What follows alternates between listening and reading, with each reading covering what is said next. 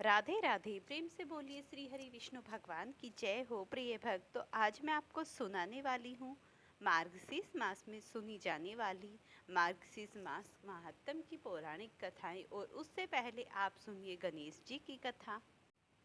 एक समय की बात है, गणेश जी महाराज एक सेठ जी के खेत में जा रहे थे, तो उन्होंने वहां से 12 दाने अनाज के तोड़ लिए। फिर गणेश जी के मन में पछतावा हुआ कि मैंने तो सेठ जी के यहाँ चोरी कर ली। तो गणेश जी ने 12 साल की नौकरी करने का उसके यहाँ पर निश्चय किया। एक दिन सेठ जी राख में हाथ धोने लगे तो गणेश जी ने सेठानी का हाथ पकड़ लिया, मिट्टी का हाथ धुला दिया। सेठानी सेठ जी से बोली कि हे सेठ, तुमने ये कैसा नौकर पकड़ लिया। गणेश जी बोले कि मैंने तो एक सीख की बात बताई है। राख से हाथ धोने से घर की लक्ष्मी नाराज होकर घर से चली जाती है, मिट्टी से हाथ धोने से आती है। गणेश जी ने सोचा कि यह तो सच्चा है। थोड़े दिनों बाद कुंभ का मेला आया। सेठ जी ने कहा, गणेश, सेठानी का कुंभ के मेले में स्नान करा के ले आओ। सेठानी किनारे पर बैठकर नहा रही थी, तो गणेश जी ने उसका हाथ पकड़कर आगे डुबकी लगवा लाई। घर आकर सेठानी ने सेठ से कहा, गणेश तो मेरी इज्जत ही नहीं रखी और इसने तो सारे आदमियों के बीच में मुझे घसीट कर आगे पानी में ले गए। तब सेठ ने गणेश जी को पूछा कि ऐसा क्यों किया। तो गणेश जी ने कहा कि सेठानी किनारे बैठकर गंदे पानी में नहा रही थी, तो मैंने आगे अच्छे पानी में डुबकी लगवा कर ले आया। इससे अगले जन्म में बहुत बड़े राजा और राजपाट मिलेगा। सेठ जी ने सोचा कि गणेश जी है तो सच्चा है। एक दिन घर में पूजा पाठ हो रही थी, हवन हो रहा था।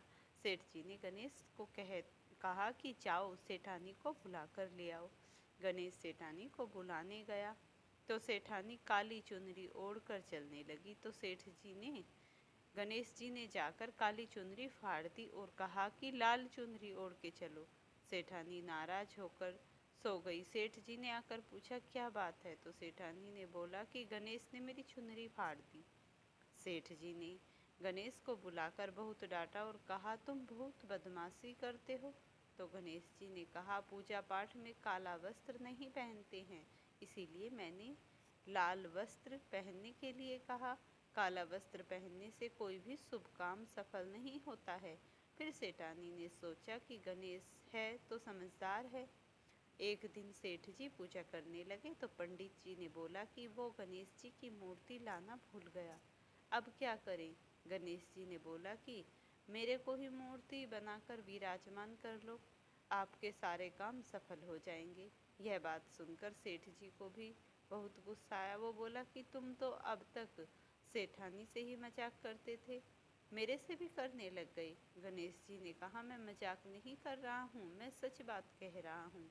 इतने में ही गणेश जी का रूप धारण कर लिया। सेठ और सेठानी ने गणेश जी की पूजा की। पूजा खत्म होते ही गणेश जी अंतर्ध्यान हो गए। सेठ सेठानी को बड़ा दुख हुआ। उन्होंने कहा कि हमारे पास तो गणेश जी रहते थे और हमने उनसे इतने काम कराया। गणेश जी ने सपने में आकर सेठ जी को कहा कि आप मेरे खेत में से मैंने 12 दाने अनाज के तोड़े थे, उसी का दोष उतारने के लिए मैंने आपके यहाँ काम किया। सेठ जी ने करोड़ों की माया हो गई।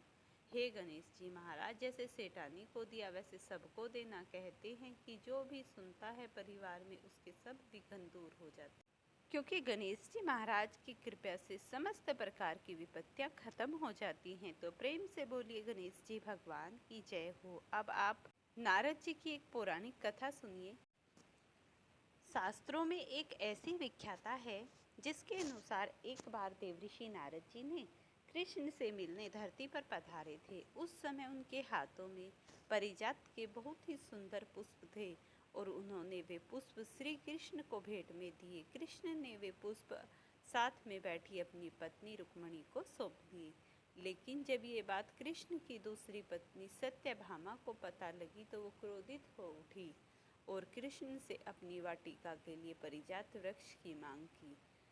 कृष्ण के समझाने पर भी भामा का क्रोध शांत नहीं हुआ और अंत में अपनी पत्नी की जिद के सामने झुकते हुए उन्होंने अपनी एक दूत को स्वर्गलोक में परिजात वृक्ष को लेने के लिए भेजा।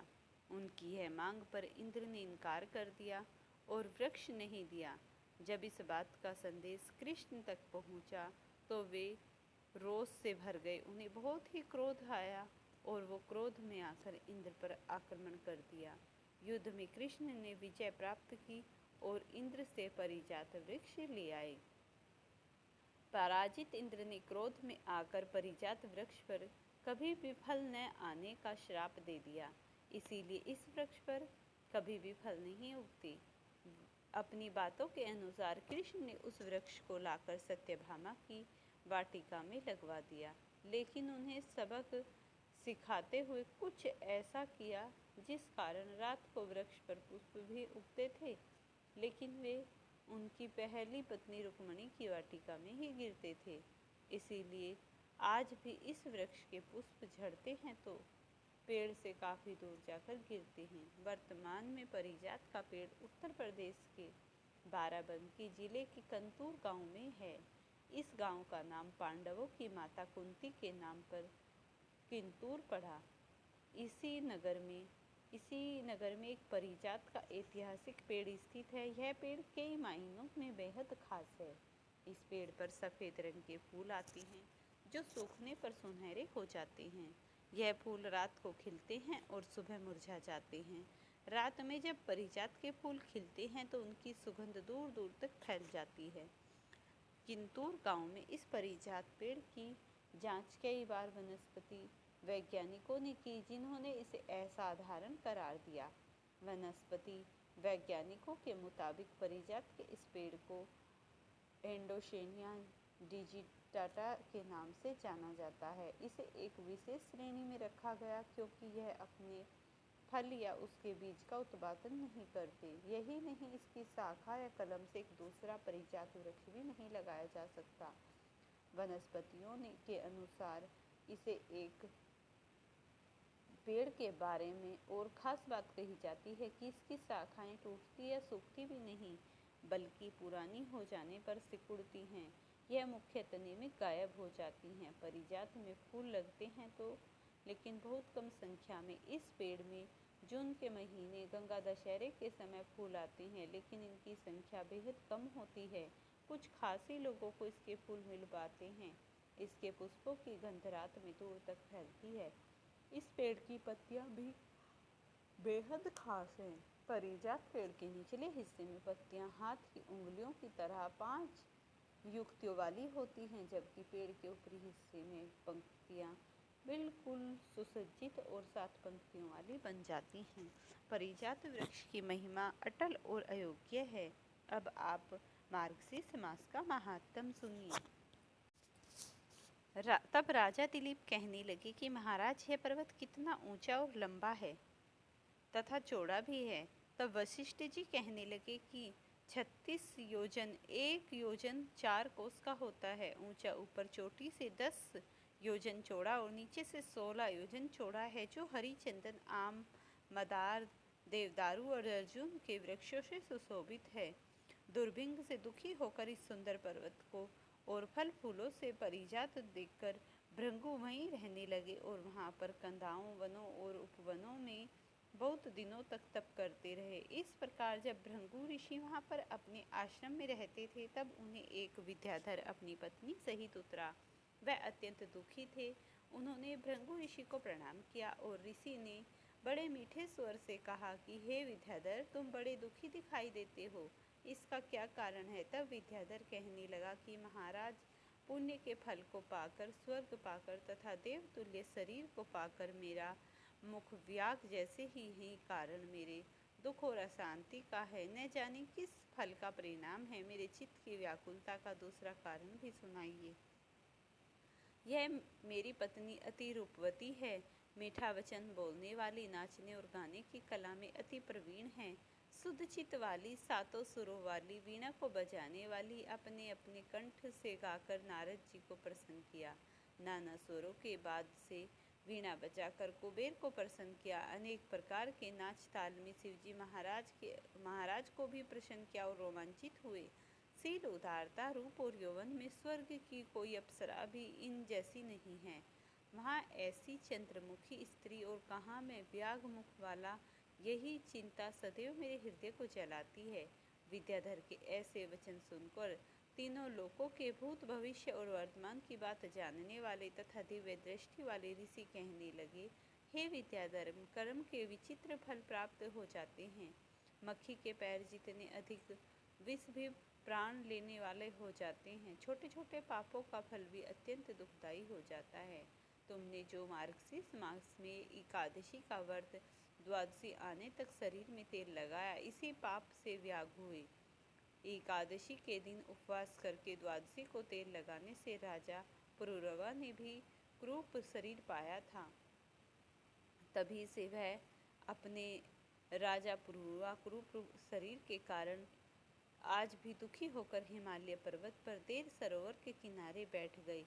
प्रीतिपूर्वक शुद्ध स्नान करके और स्वच्छ वस्त्र पहनकर बैठकर भगवान कमल नेत्र वाले पीताम्बर पहनिए वनमाला धारण किए हुए विष्णु का चिंतन करते हुए पुरुरवा ने 3 मास तक निराहार रहकर भगवान का चिंतन किया।